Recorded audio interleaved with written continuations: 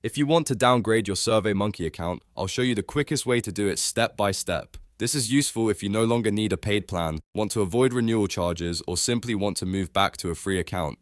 By the end of this video, you'll know exactly where to click and how to cancel auto-renew safely. If this tutorial helps, please hit the like button and subscribe for more simple software guides. Let's get into it. First, open your browser and go to SurveyMonkey. Once you're on the website, make sure you're signed into the account that has the paid subscription you want to downgrade. This is important because billing settings are tied to the account owner. After you log in, look at the top right corner of the page and click on your profile icon. This opens your account menu. From there, select My Account. This is where SurveyMonkey keeps your billing and subscription settings, so this is the area you'll need to use to make the change.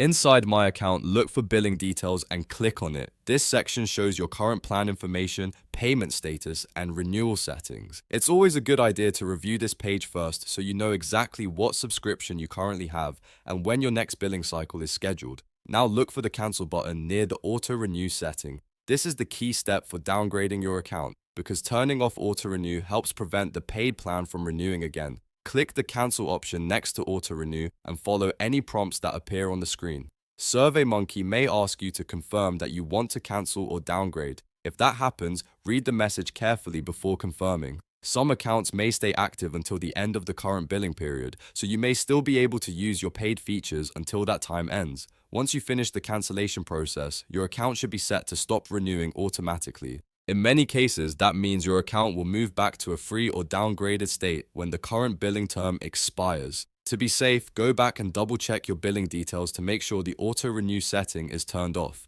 That's it. You've now learned how to downgrade your SurveyMonkey account in just a few simple clicks.